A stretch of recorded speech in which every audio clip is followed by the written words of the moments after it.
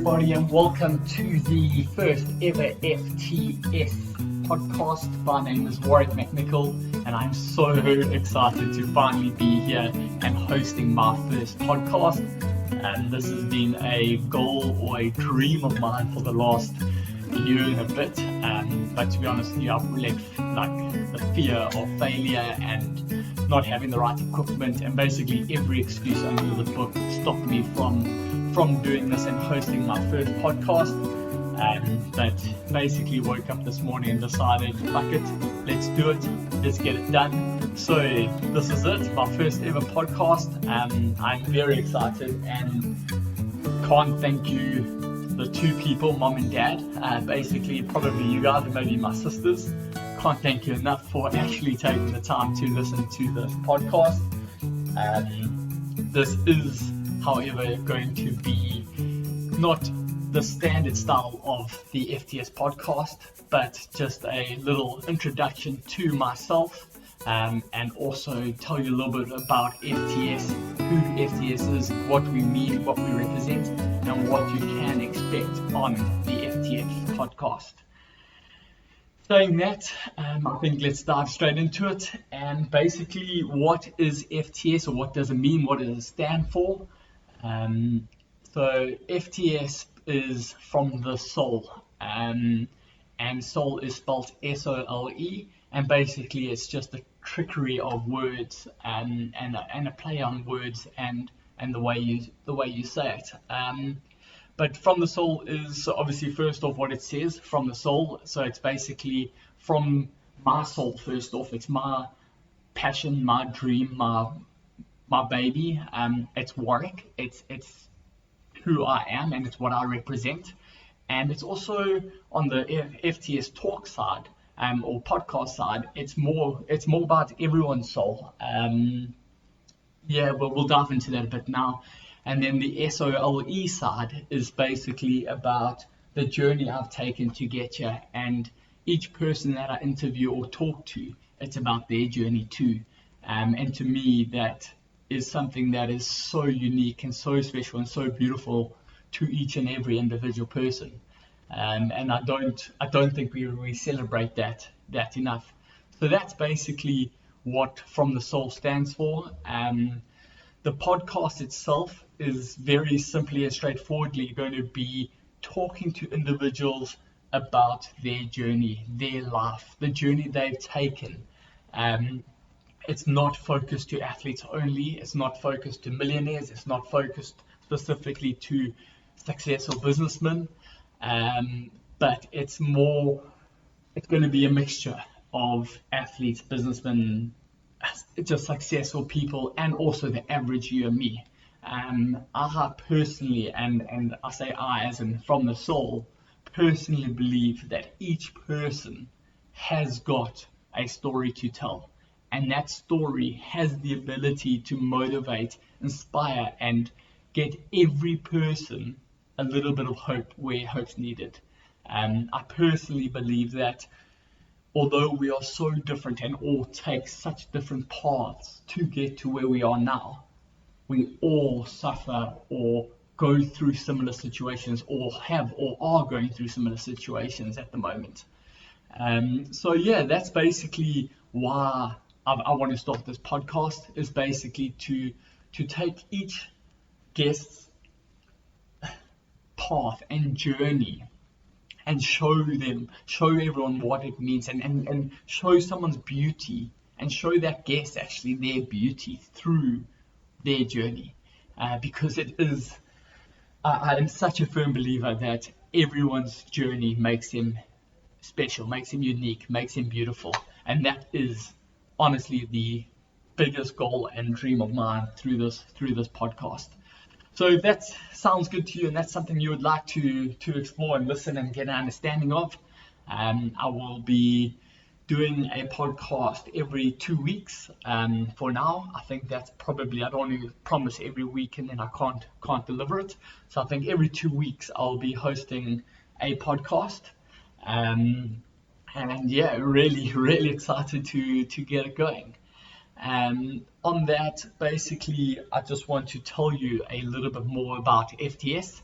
So FTS is, well, it's been a long-term dream of mine, but was forced upon me in many ways about 6 months ago when I lost my 6, 7 months ago when I lost my job. I was with an events company here in Dubai, a great group of guys from Race Me Events, and then I was poached by another company. I'm not going to mention names or anything, but basically poached by another company to basically take over and manage their events.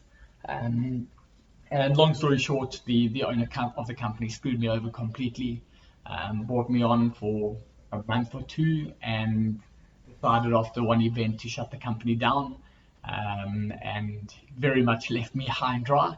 And that got me thinking, like, first off, I had enough of working for someone else and making someone else really rich, or not even rich, but making someone else money and having to do things their way.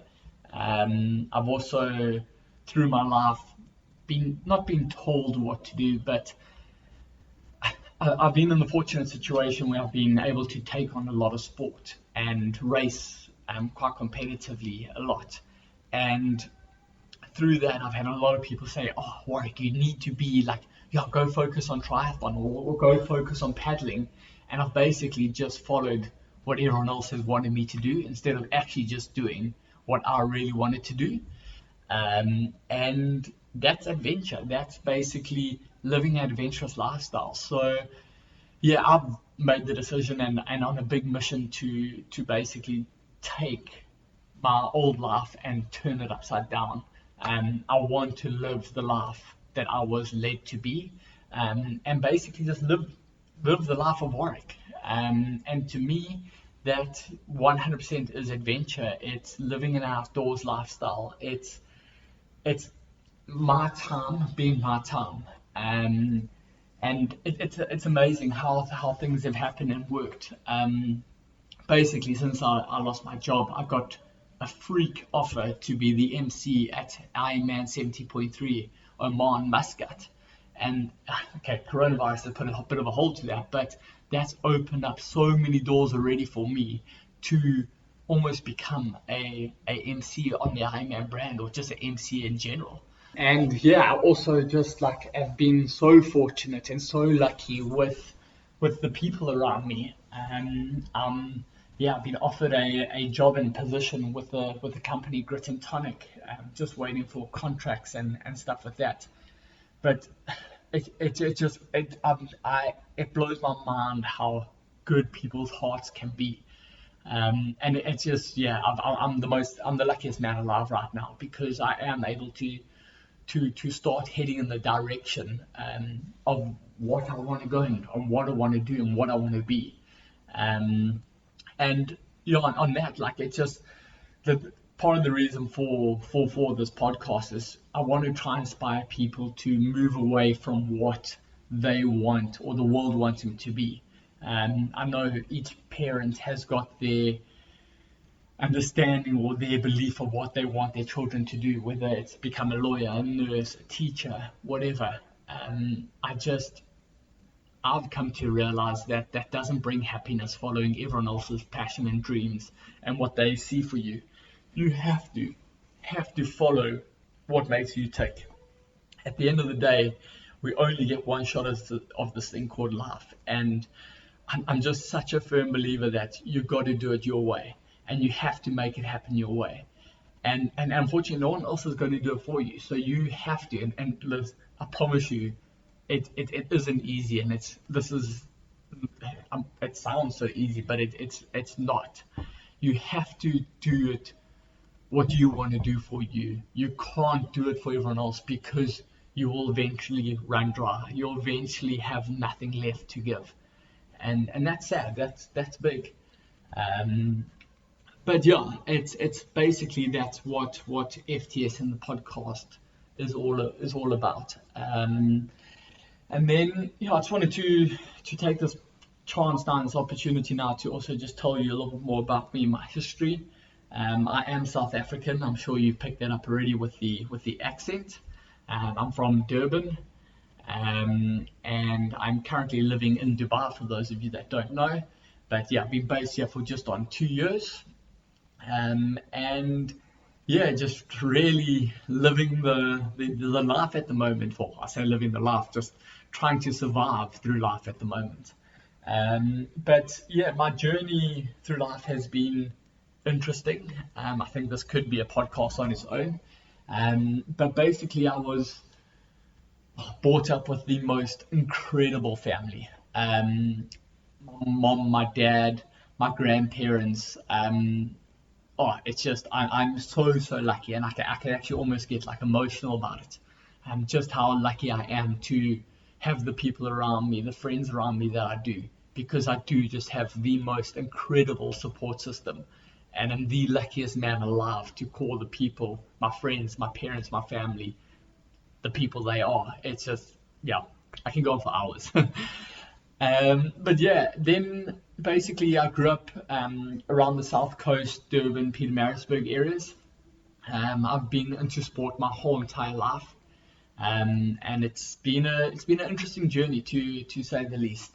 I started off with basically every sport, school sport that you can think of. Then around grade 9, 10, started 8, well, grade 8, 9, 10, I found mountain biking first, started playing on a mountain bike. I then met my best friend Dwayne, whose godfather Wayne got me into paddling, where I've met one of my best mates now, Basil Lewinsky, who, yeah, Baz basically took me to the next level of paddling, and before I know it, I was very fortunate to be representing South Africa and racing quite competitively, but still in school. And that all came to a bit of a halt on the 50 miler river, or the Doozy River, in a race called the 50 miler, where it was not even in the first K, maybe the first K of the race, where the first rapid is a rapid called Mission Rapid, nothing major, not a biggie, a little bit technical, but not bad. And with the rush and the hustle and bustle of the first rapid, I basically came into it, was heading towards a rock, so tried to do a draw stroke, and basically dislocated my shoulder. And swam down the river, the rapid, and at the bottom was trying to get out. And I can only imagine my poor dad, who was standing at the bottom of this rapid, saw me swim, obviously didn't realize what had gone on. And when I came up out of the water, or like from being sucked over the little stop at the bottom, I came up, and he could see I was in trouble. So he came running down the rock. Basically, my boat went one way, my paddles went the other, and I just lay on the rock like screaming. It was absolute agony. And then there was basically apparently a doctor on the side of the river who had 1 foot underneath my armpit. So it's my left arm, if you can think of that. 1 foot underneath my armpit, 1 foot on my neck, and he was basically yanking my arm, trying to pop my shoulder back into place. Which took ages. I can't remember the exact time, but if I remember correctly, it was probably 15, 20 minutes of him trying to get my shoulder back in. And eventually, when he did get it back in, came back in with so much force that it actually cracked my scapula at the back. And that was basically the end, well, not the end of my paddling career, because I've paddled a lot since then, and I still paddle now. But yeah, basically that pushed me onto, and this is what I say about life and the journey of life being so special and so beautiful. But that pushed me into what was then, well, multi-sport, exterior racing, which is basically the multi-sport front is mountain biking, trail running, and kayaking, and then the exterior front is swim, mountain bike, and trail run. And that was where I moved my focus, if you can call it that, and just really loved that kind of racing. And I think that sparked probably my biggest, my adventure queue now, and then why I'm so adventurous and enjoy being outdoors and just doing everything. And then Yeah, so basically got into the exterior scene quite well, not heavily, but did a couple exteriors, did a couple multi-sport races, and then decided to go and very stupidly play a on a BMX track, or it was actually jumps, and got it slightly wrong and ended up breaking my knee quite badly. So if you know anything of the knee, where your knee joins like the top half of your leg, joins the bottom of your half of your leg, it's not only is joined by muscles, but joined by a tendon called your ACL. And instead of my ACL snapping, which generally what happens, I hit my knee so hard that the bone broke out of the knee. And basically the ACL snapped the bone out, so it took a chunk out. And yeah, basically, I think it's five operations now on my right knee. Um, Been told I will never run again or race again. I'm now back to racing. Um, yeah, from there I basically stopped doing all sports. Actually went overseas to England with my best mate Dwayne. We lived in the Lake District for about a year. Um, and then, yeah, just lived life a bit. Not saying I didn't do sport, I still trained a bit, but was over racing competitively.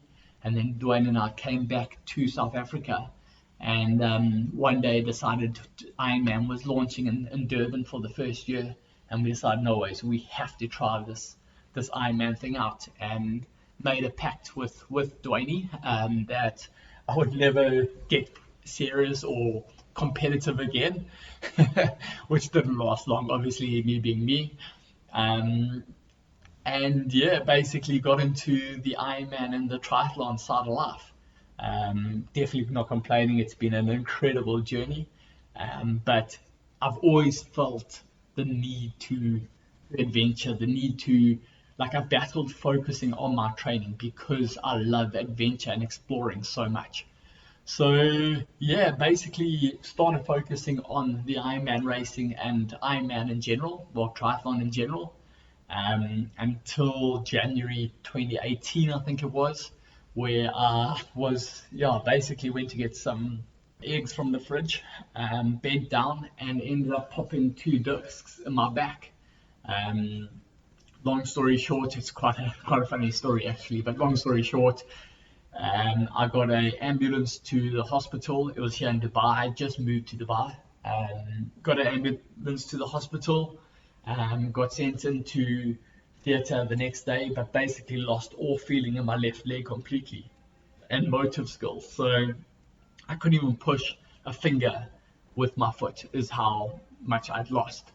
The doctors came in and basically said to me, if I didn't have the operation now, I may never walk again, never alone run, and the chances of me running would be slim.